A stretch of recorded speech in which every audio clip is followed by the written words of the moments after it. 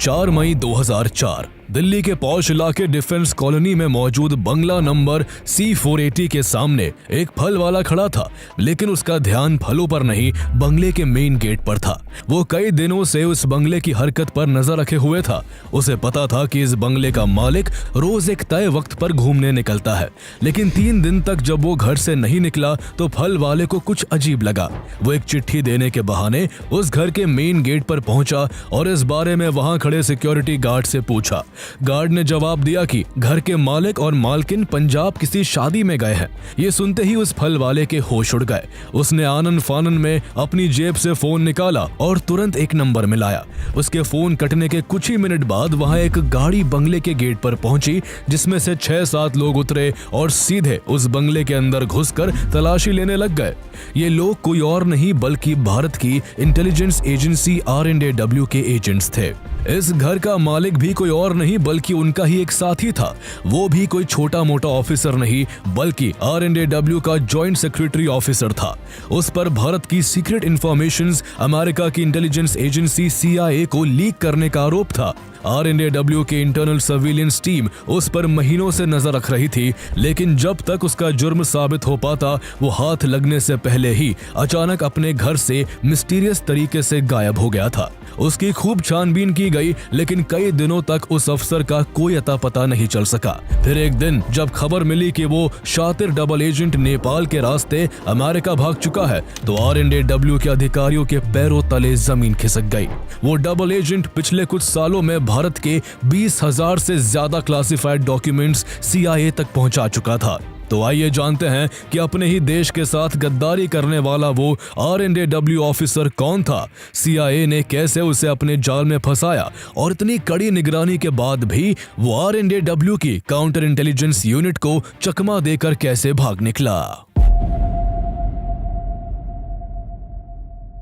उस गद्दार R&AW officer Ravinder Singh का जन्म पंजाब के अमृतसर में हुआ था। उसके पिता इंडियन आर्मी में लेफ्टिनेंट थे, इसलिए घर में शुरुआत से ही आर्म्ड फोर्सेस वाला माहौल था। अपने पिता से इंस्पायर होकर साल 1970 में उसने भी इंडियन आर्मी ज्वाइन कर ली। उसकी पहली पोस्टिंग गोरखा रेजिमेंट में हुई और कुछ ही सालों में प्रमोट होकर वो मेजर बन गया। लेकिन वक्त के साथ उसकी दिलचस्पी सैन्य सेवा से कम होने लगी। रूटीन की जिंदगी उसे अब बोर करने लगी थी। इसी दौरान स्पेशल मिशन के लिए वो डेप्यूटेशन पर R&AW से जुड़ा और यहीं से उसकी जिंदगी ने करवट बदल ली। इंटेलिजेंस की दुनिया उसे इतनी रोमांचक लगी कि उसने फौज छोड़कर R&AW में शामिल होने का फैसला कर लिया। 1986 में वो अपने पिता के कनेक्शंस के सहारे आर्मी से वॉलंटरी रिटायरमेंट लेकर R&AW ज्वाइन करने में सफल हो गया। R&AW में ज्वाइनिंग के बाद रविंदर सिंह की पहली पोस्टिंग अमृतसर में हुई। यहाँ उसे पाकिस्तानी इंटेलिजेंस एजेंसी ISI द्वारा सेपरेटिस्ट को दी जा रही ट्रेनिंग के बारे में जानकारी जुटाने की जिम्मेदारी दी गई। इसके बाद उसे वेस्टर्न एशिया के कुछ देशों और फिर हॉलैंड के हेग भेजा गया, जहां उसका काम उस इलाके में एक्टिव सिख सेपरेटिस्ट की गतिविधियों पर बारीकी से नजर रखना था। लेकिन हॉलैंड में काम करते हुए उसकी छवि एक दिल फेंक आदमी की बन गई थी। यहाँ वो काम कम और अपना समय शराब पीने और औरतों के पीछे भागने में ज्यादा लगाता था। उस दौरान वो अक्सर अनजान लोगों के साथ वो बातें भी शेयर कर देता था जो कि एक इंटेलिजेंस ऑफिसर को कभी नहीं करनी चाहिए। हालांकि इसके बावजूद R&AW के सीनियर ऑफिसर उसे गंभीरता से लेने लगे थे, क्योंकि उसने ज्वाइनिंग के कुछ वक्त बाद ही एजेंसी के लिए एक बड़ा काम किया था। R&AW को अमेरिकन गवर्नमेंट की कुछ सीक्रेट फाइल्स की तलाश थी और रविंदर ने अपनी चालाकी और पर्सनल कनेक्शंस का इस्तेमाल करके ये काम कर दिखाया। उसने CIA के फ्रंट ऑर्गेनाइजेशन USAID में काम करने वाले अपने एक रिश्तेदार का इस्तेमाल करके वो गोपनीय दस्तावेज हासिल किए और R&AW को सौंप दिए। इसके बाद से ही रविंदर सिंह R&AW के सीनियर ऑफिसर्स की नजरों में आ गया था। इसलिए एक औसत दर्जे का डेस्क ऑफिसर होने के बावजूद उसने यहाँ कुछ ही सालों में काफी तरक्की कर ली। पहले वो R&AW का डेप्यूटी सेक्रेटरी बना और फिर ज्वाइंट सेक्रेटरी बन गया। हालांकि जैसे जैसे वो प्रमोशन पाता गया उसकी आदतें और ज्यादा खराब होती गई। वो अपने सीनियर और जूनियर साथियों के साथ पार्टियां करने में मशगूल रहता। इन सब में उसके काफी पैसे खर्च हो जाते, इसलिए वो हमेशा एक्स्ट्रा इनकम के बारे में सोचता रहता था। उसकी यही आदतें उसे एक ऐसे रास्ते पर लेकर जा रही थी जहां वो CIA के चंगुल में फंसकर अपने ही देश के साथ बहुत बड़ी गद्दारी करने वाला था। रविंदर सिंह CIA के जाल में कैसे फंसा, ये जानने से पहले हमें थोड़ा पीछे चलना होगा। 1950s में कोल्ड वॉर के दौरान अमेरिका का मकसद था कि वो किसी भी तरह सोवियत यूनियन से आगे बना रहे, चाहे इसके लिए उसे दुनिया भर से स्ट्रेटेजिक इंफॉर्मेशन ही क्यों ना चुरानी पड़े। इसी मकसद से अमेरिका ने साल 1953 में यूनाइटेड स्टेट्स इंफॉर्मेशन एजेंसी यानी USIA की स्थापना की और इस एजेंसी की ब्रांच इंडिया समेत दुनिया के कई देशों में खोल दी गई। कोल्ड वॉर के समय में इंडिया फॉर्मली अमेरिका और सोवियत यूनियन में से किसी का भी पक्ष ना लेकर नॉन अलाइनमेंट की पॉलिसी को फॉलो कर रहा था। हालांकि भारत के सोवियत के साथ अच्छे रिश्ते थे, इसलिए अमेरिका इंडिया पर क्लोजली नजर रखना चाहता था। अमेरिका की USIA ने भारत में कल्चरल प्रोग्राम्स, मीडिया इवेंट्स और एकेडमिक एक्सचेंज जैसे प्रोग्राम्स कंडक्ट करके कई पॉसिबल टारगेट्स को इन्फ्लुएंस करने का काम करना शुरू किया। उनका मकसद ऐसे इंडियन गवर्नमेंट ऑफिशियल्स को अपने जाल में फंसाने का था जो भारत की फ्यूचर पॉलिसीज का हिस्सा हो, ताकि वो उनका इस्तेमाल करके इंडिया के अंदरूनी दस्तावेज और सीक्रेट इंटेल को वॉशिंगटन तक पहुंचा सके। इसके अलावा अमेरिका ने अपने CIA एजेंट्स भी एक्टिवेट कर रखे थे। कहा जाता है कि सिक्किम के राजा पाल्डेन थोंडुप नामग्याल की पत्नी होप कुक भी एक CIA एजेंट थी। ये भी माना जाता है कि इंदिरा गांधी की कैबिनेट में भी एक CIA का एजेंट मौजूद था जिसने इंडो सोवियत ट्रीटी और 1971 में ईस्ट पाकिस्तान से जुड़ी भारत की तैयारियों की जानकारी अमेरिका तक पहुंचाई थी। साल 1983 में नई दिल्ली से CIA का एक एजेंट पकड़ा गया जिसके अंडर इंडिया के 3 एक्स मिलिट्री पर्सन और एक सिविलियन काम कर रहे थे। इस गिरफ्तारी के बाद भारत में CIA का एक बड़ा नेटवर्क बेनकाब हुआ जिसमें US एम्बेसी में काम कर रहे 9 अमेरिकी एजेंट शामिल थे। भारत की इंटेलिजेंस एजेंसीज द्वारा लगातार अपने एजेंट्स को ट्रेस होते देख CIA ने एक नई रणनीति अपनाई। उसने IB और RNDW के एजेंट्स को डबल एजेंट बनाने की कोशिश शुरू कर दी। साल 1986 में रविंदर सिंह की पोस्टिंग सीरिया के दमास्कस में मौजूद इंडियन एम्बेसी में फर्स्ट सेक्रेटरी के तौर पर हुई। उस दौरान भारत को सोवियत यूनियन से मिलने वाले फाइटर एयरक्राफ्ट्स के स्पेयर पार्ट्स की सप्लाई में लगातार रुकावटें आ रही थी, क्योंकि उस वक्त सोवियत यूनियन अपने सबसे बुरे दौर से गुजर रहा था और कोलैप्स होने की तरफ बढ़ रहा था। इसी बीच इंडियन एयरफोर्स की एक टीम को एक सीक्रेट मिशन के तहत उन एयरक्राफ्ट्स के कैनोपीज और अन्य स्पेयर पार्ट्स की तलाश में सीरिया भेजा गया। सीरियन एयरफोर्स भी उस समय अपने एयरक्राफ्ट के लिए सोवियत पर ही डिपेंडेंट थी और उसके पास इन स्पेयर पार्ट्स का अच्छा खासा स्टॉक था, इसलिए ये मिशन काफी महत्वपूर्ण था। चूंकि रविंदर सिंह वहां पहले से ही पोस्टेड था और सीरिया के अधिकारियों से काफी फेमिलियर हो चुका था, इसलिए उसे भी इस मिशन का हिस्सा बना दिया गया। लेकिन जो बात भारत सरकार ने सीक्रेट रखी थी वो रविंदर सिंह ने एक अमेरिकन डिप्लोमेट को कैजुअल बातचीत में बता दी। एक दिन दमास्कस में एक पार्टी हुई जिसमें इंडियन जर्नलिस्ट हरीश चंडोला भी थे, जो काफी सालों से दमास्कस में ही रहकर मल्टीपल न्यूज़पेपर्स के लिए काम करते थे। उसी पार्टी में वो अमेरिकन डिप्लोमेट भी मौजूद था जिससे रविंदर सिंह ने इंडियन एयरफोर्स की सीक्रेट विजिट की जानकारी शेयर की थी। चंडोला काफी सीनियर जर्नलिस्ट थे और वो अपने कनेक्शंस और अनुभव के लिए जाने जाते थे, इसलिए उस अमेरिकन डिप्लोमेट को लगा कि वो इंडियन एयरफोर्स के इस विजिट के बारे में जानते होंगे। बातचीत में उसने चंडोला से इस बात का जिक्र कर दिया। इस पर चौंकते हुए चंडोला ने उससे पूछा कि उन्हें इस बारे में कैसे पता चला। डिप्लोमेट ने जवाब दिया कि उसे ये इंडियन एम्बेसी के फर्स्ट सेक्रेटरी रविंदर सिंह ने बताया था। ये सुनते ही जर्नलिस्ट चंडोला कुछ देर के लिए सन्न रह गए कि आखिर इतना बड़ा भारतीय अफसर अपने ही देश की इतनी सीक्रेट इंफॉर्मेशन दूसरे देश के डिप्लोमेट के साथ कैसे शेयर कर सकता है। उन्हें यह बात बेहद असामान्य और खतरनाक लगी, इसलिए उन्होंने रविंदर सिंह की शिकायत एक इंडियन एम्बेसडर और कंसर्न डिपार्टमेंट से कर दी, लेकिन उस समय रविंदर सिंह पर कोई भी कार्रवाई नहीं की गई। कुछ साल बाद रविंदर सिंह को हॉलैंड में मौजूद इंडियन एम्बेसी में काउंसलर बना दिया गया। चूंकि बार बार गलतियां करने के बाद भी उसे पनिश नहीं किया गया था, इसलिए उसकी आदतें और ज्यादा खराब होती जा रही थी। उसको CIA काफी समय से ट्रेस कर रही थी। हॉलैंड में CIA ने देखा कि रविंदर अक्सर बार में महंगी पार्टियां करता है और यहाँ अक्सर वो सुंदर लड़कियों को देखकर फिसल जाता है। CIA को रविंदर एक आसान शिकार लगा, इसलिए उसे हनी ट्रैप में फंसाने की योजना तैयार की गई। कुछ ही दिनों में एक फीमेल CIA एजेंट, जिसे इस काम के लिए खास तौर पर तैयार किया गया था, रविंदर के बेहद करीब आ गई और धीरे धीरे उसकी जिंदगी का हिस्सा बनती चली गई। उसने जल्दी ही रविंदर को अपने हुस्न का दीवाना बनाकर पूरी तरह अपने काबू में कर लिया। उस महिला के जरिए ऐसे हालात पैदा किए गए कि रविंदर को इमोशनल और साइकोलॉजिकल रूप से पूरी तरह CIA के जाल में बांध दिया गया।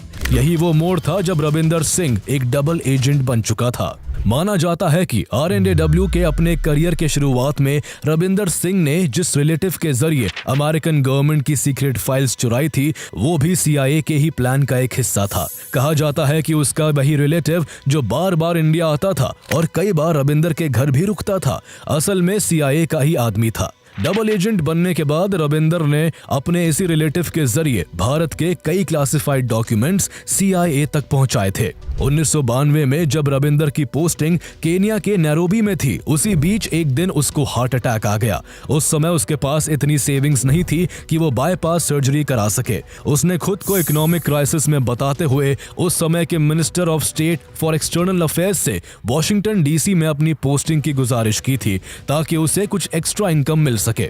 उसकी एक ख्वाहिश तो पूरी नहीं हो सकी, लेकिन उसका इलाज जरूर हो गया। उसकी वियना के एक बहुत बड़े हॉस्पिटल में सर्जरी हुई थी। कहा जाता है कि इसका पूरा खर्च CIA ने उठाया था। हालांकि साल 1998 तक CIA को रविंदर सिंह की कोई खास जरूरत नहीं पड़ी, लेकिन जब उसी साल इंडिया ने पोखरण में सक्सेसफुली न्यूक्लियर टेस्ट किए और CIA को इसकी भनक तक नहीं लग सकी, तो अमेरिकी खुफिया एजेंसियों में हड़कंप मच गया।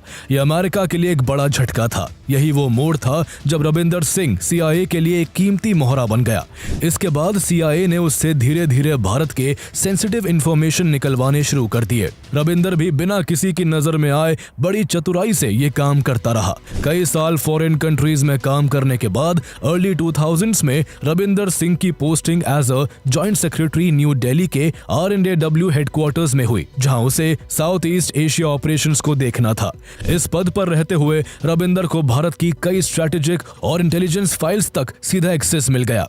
RNAW हेडक्वार्टर्स में जॉब करने के दौरान रविंदर सिंह काफी बार नेपाल आता जाता रहता था। दरअसल नेपाल में मौजूद अमेरिकन एम्बेसी में CIA का स्टेशन चीफ डेविड वकाला काउंसलर के तौर पर काम करता था और वही रविंदर का हैंडलर था। हर बार रविंदर के नेपाल आने पर डेविड उससे मिलता, अपडेट्स लेता और आगे की प्लानिंग समझाता। रविंदर सिंह टेक्नोलॉजी में काफी वीक था, इसलिए CIA ने उसे इसकी भी खास ट्रेनिंग दी। कुछ ही वक्त में उसने CIA के बताए गए तौर तरीकों को अच्छे से समझ लिया और वह अपना काम इतनी सफाई के साथ करता रहा कि साल 2003 तक उस पर किसी को शक नहीं हो सका। वो बड़े आराम से लगातार भारत की कॉन्फिडेंशियल इंफॉर्मेशंस अमेरिका तक पहुंचाता रहा और भारतीय इंटेलिजेंस एजेंसीज को भनक तक नहीं लगी। CIA का डबल एजेंट बनने के बाद रविंदर सिंह की जिंदगी पूरी तरह बदल चुकी थी। CIA उसे भर भर कर पैसा दे रही थी, जिसके चलते उसने अपनी अय्याशियां बरकरार रखी। वो अक्सर अपने जूनियर्स को कभी अपने घर तो कभी महंगे महंगे होटलों में पार्टियां देता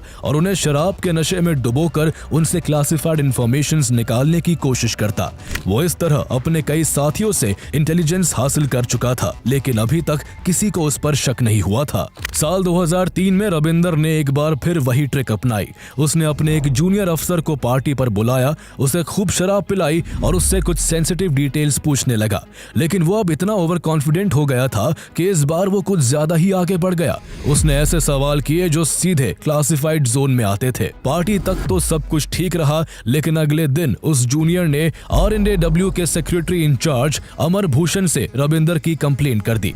उसने कहा कि रविंदर ने शराब पिलाकर उससे डिपार्टमेंट की ऐसी इंफॉर्मेशन हासिल करने की कोशिश की जिससे उसका कुछ लेना देना नहीं है। ये बात RNAW के तौर तरीकों के खिलाफ थी, क्योंकि RNAW की इंटरनल प्रोटोकॉल के मुताबिक कोई भी अधिकारी केवल उतनी ही जानकारी रख सकता है जो उसके काम से डायरेक्टली जुड़ी हुई हो। ऐसे में रविंदर का व्यवहार असामान्य था। हालांकि सिर्फ इस कंप्लेंट के आधार पर जॉइंट सेक्रेटरी पर एक्शन नहीं लिया जा सकता था। था, लेकिन शक की चिंगारी अब भड़क चुकी थी। दिसंबर 2003 के आसपास आरएनएडब्ल्यू के कुछ ऑफिसर्स ने देखा कि रविंदर सिंह अक्सर अपने ऑफिस रूम को बंद करके ढेर सारे डॉक्यूमेंट्स की फोटोकॉपी करता है।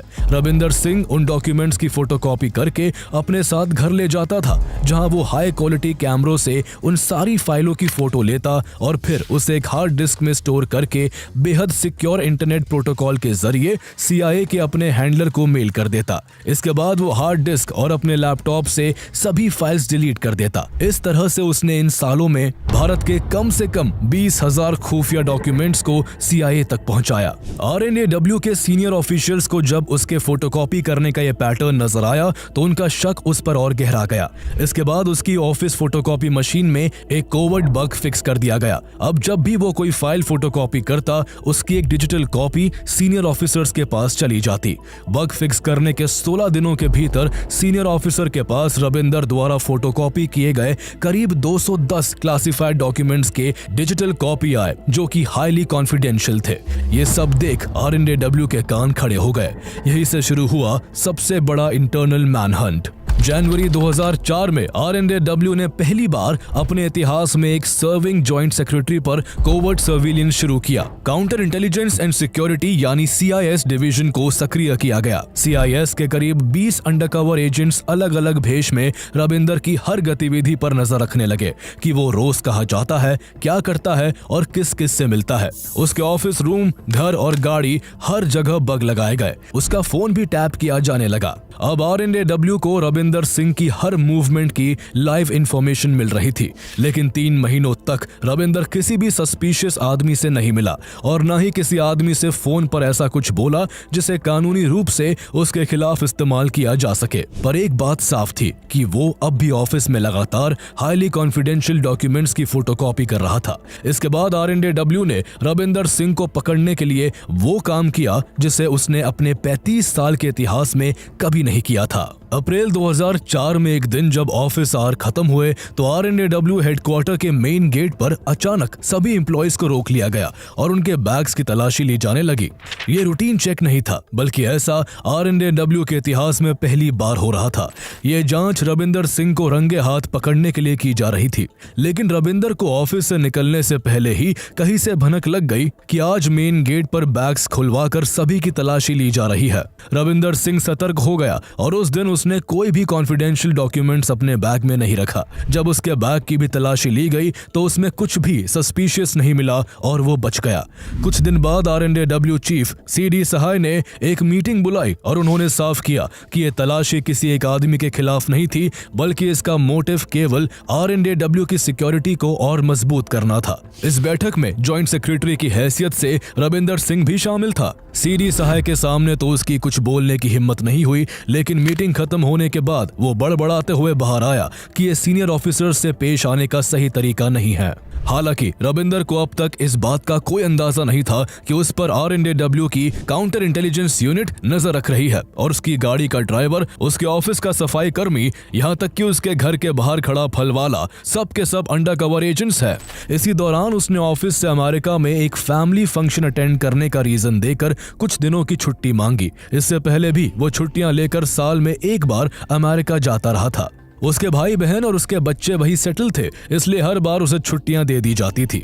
लेकिन इस बार हालात अलग थे। अब वो नेशनल सिक्योरिटी ब्रीच के शक के दायरे में था, इसलिए उसकी लीव एप्लीकेशन को रिजेक्ट कर दिया गया। लगातार हो रहे इन अनयूजुअल डेवलपमेंट से रविंदर को अंदाजा लगने लगा कि आखिर कुछ तो गड़बड़ है। उसने तह तक जाने की कोशिश की और उसे 20 अप्रैल के आसपास तक ये समझ आ गया कि उस पर CIS लंबे समय से पैनी नजर रख रही है। तभी एक बड़ा मौका उसके सामने आया। मई के महीने में 1 से 4 तारीख तक ऑफिशियल हॉलीडेज पड़ रही थी। इन छुट्टियों का फायदा उठाते हुए उसने अपनी पत्नी के साथ देश छोड़ने की प्लानिंग बना ली। 1 मई को उसके घर के बाहर तैनात अंडरकवर एजेंट्स ने उसकी पत्नी को घर से बाहर जाते देखा, लेकिन वो कुछ देर बाद एक आदमी के साथ घर वापस लौट आई।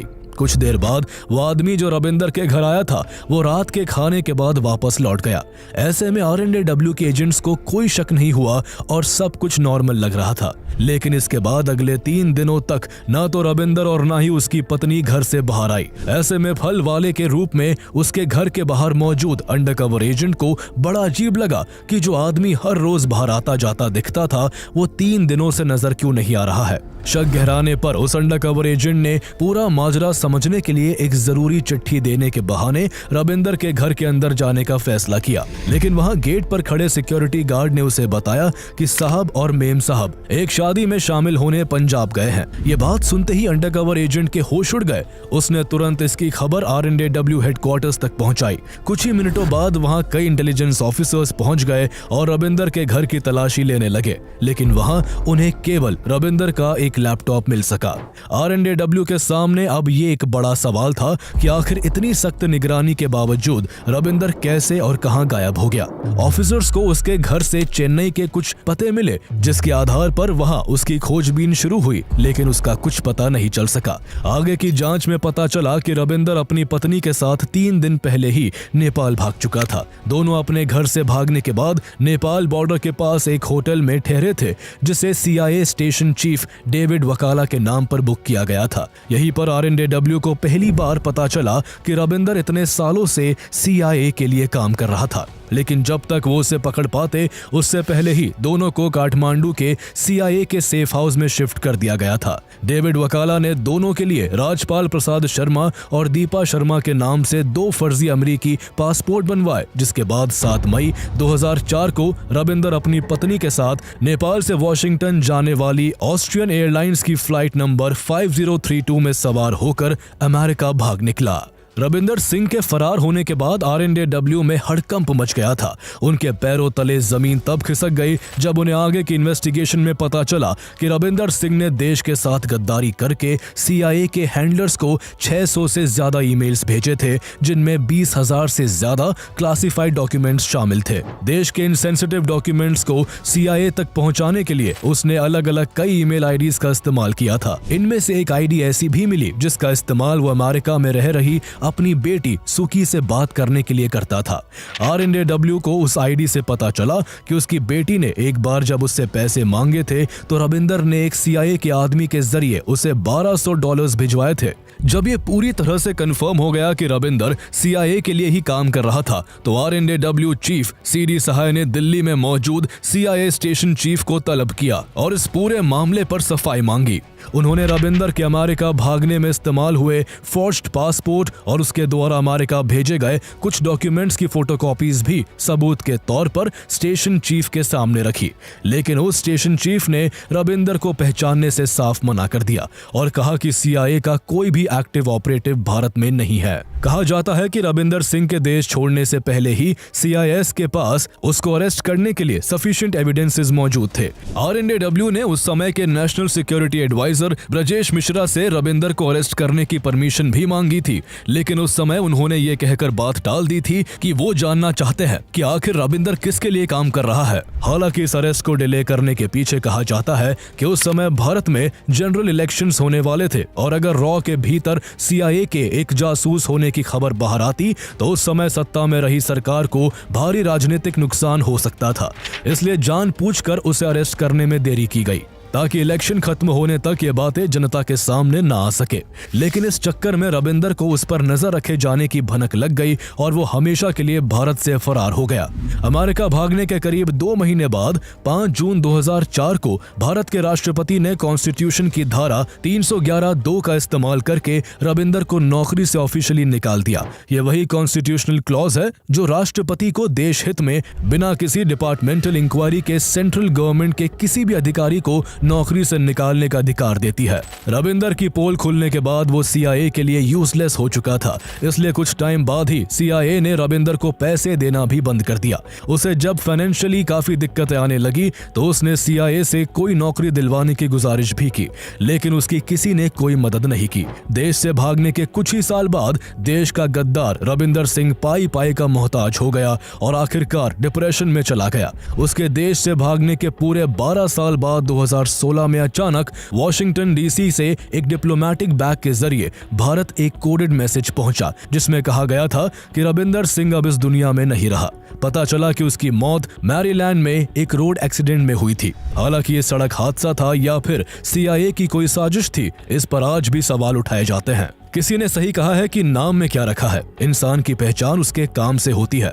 एक तरफ ये रविंदर सिंह था जिसने अपने निजी फायदे के लिए अपने ही देश से गद्दारी की, वहीं दूसरी तरफ ब्लैक टाइगर के नाम से मशहूर जाबाज स्पाई रविंद्र कौशिक थे, जिन्होंने देश के लिए अपनी पूरी जिंदगी कुर्बान कर दी थी। देश के लिए खुफिया जानकारी निकालने के लिए उन्होंने न केवल अपने नाम, धर्म और पहचान को बदला, बल्कि पाकिस्तान में जाकर वहां की लड़की से शादी करके घर बसाया और पाकिस्तान की फौज में मेजर तक बन